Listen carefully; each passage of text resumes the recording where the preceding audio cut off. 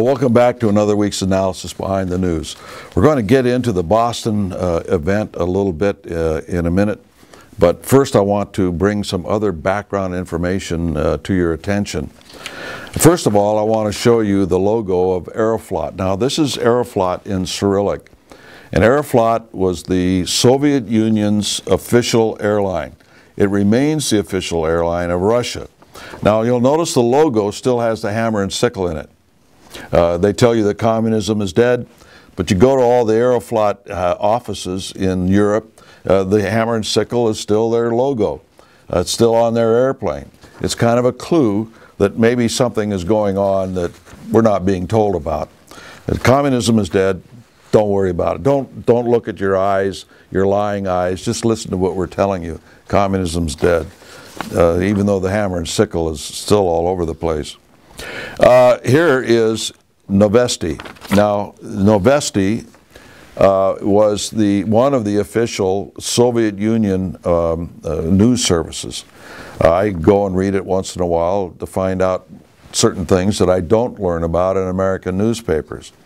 Here, for instance, is the fact that the head of the Russian military is visiting Nicaragua to participate in the opening ceremony of a training center for Nicaragua's ground forces, which has been named after the Marshal of the Soviet Union, Georgy Zhukov.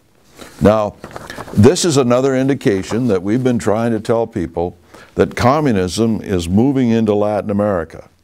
Here they're even training their forces. They're naming their facilities after Russian communists. Here's another one in Argentina, for instance.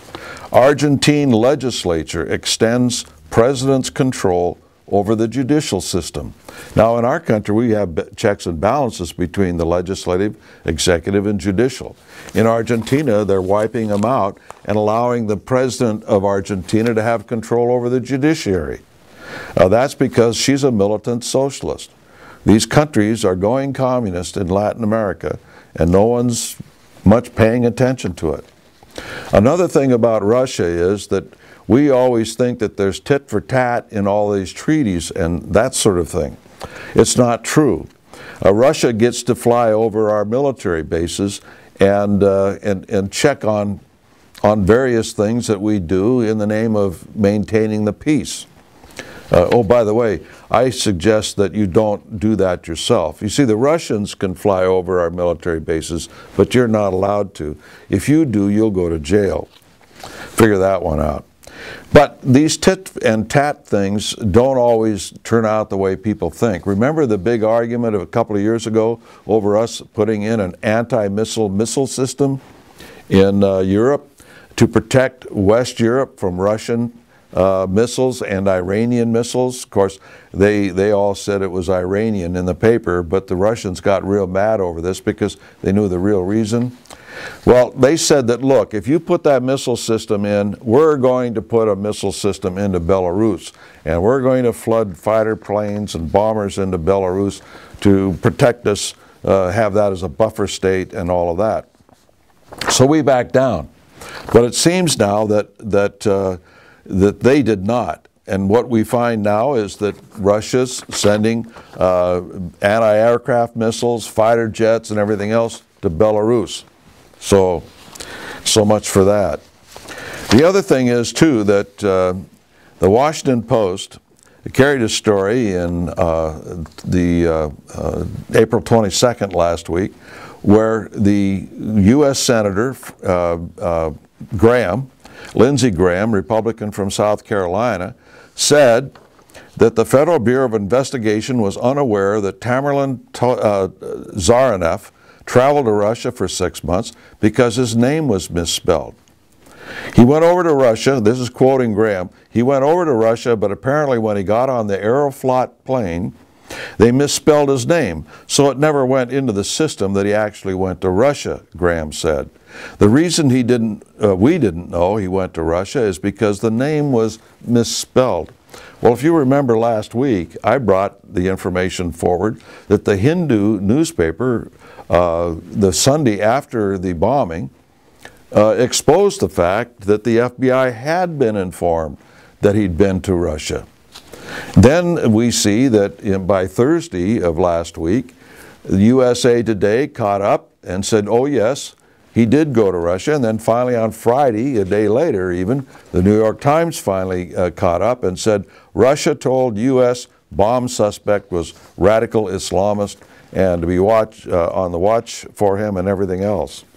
One of the things that's come out, by the way, recently, again, reading foreign press, is Vestia has stated that this guy, Tamerlan, was trained, received training in Georgia. Now, I'm not talking about Atlanta, Georgia. I'm talking about the former state of the Soviet Union, Georgia. That he actually went in there, according to records that they have received out of Moscow, that he really did attend seminars and training in terrorism in the state of Georgia. So we don't know if that's absolutely fact or not, but it's a growing amount of information that we're beginning to see that maybe this was not a lone bomber after all, that maybe there were more connections involved. We're not ready to go there yet.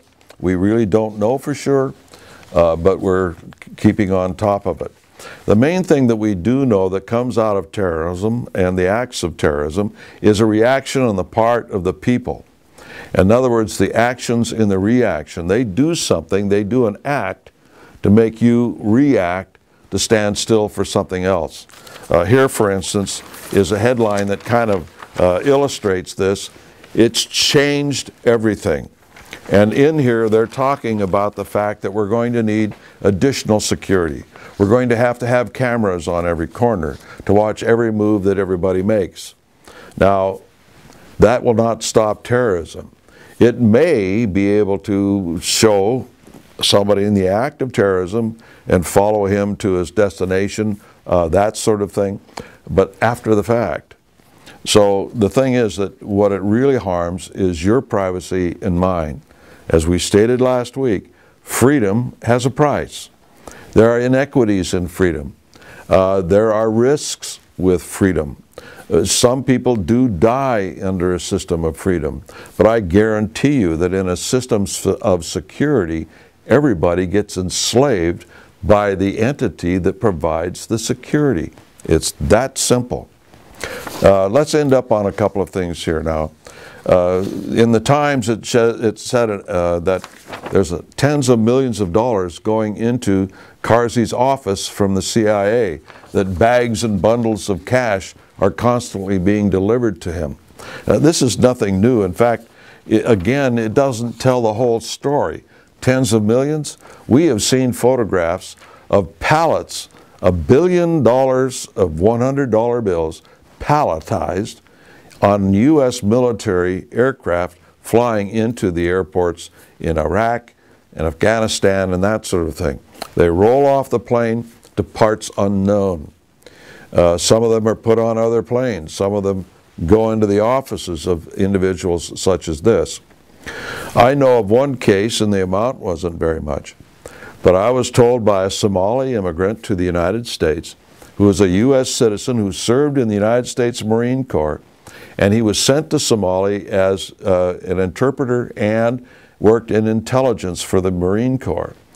And there was a sizable amount of money that was stolen, that was cash brought in by U.S. forces, and they traced it to United Nations personnel, but were hindered from doing anything about arresting them, punishing them, or anything else, recovering the money, because they were UN and they were immune. Just like double parking in New York or traffic tickets or whatever. If they're UN employees, they get a walk. And so apparently when they steal a lot of money overseas, they get a walk too. But tens of millions, that's peanuts compared to what's been flowing into Iraq and Afghanistan on pallets. Lastly, they have voted, the United Nations Security Council has voted to send in security forces into Mali and the Congo. And now we see the Russians are concerned again because they're complaining that this is the first time that United Nations forces, peacekeeping forces, have been used as an aggressive force. That, ladies and gentlemen, is a total lie. There is no question that the United Nations forces have been used aggressively in the past. As a matter of fact, the first place that we know of for sure that this happened was right here in the Congo in about 1960, 59, 60, 61, when the province of Katanga did not want to become part of the new communist government of Congo, and so they broke off.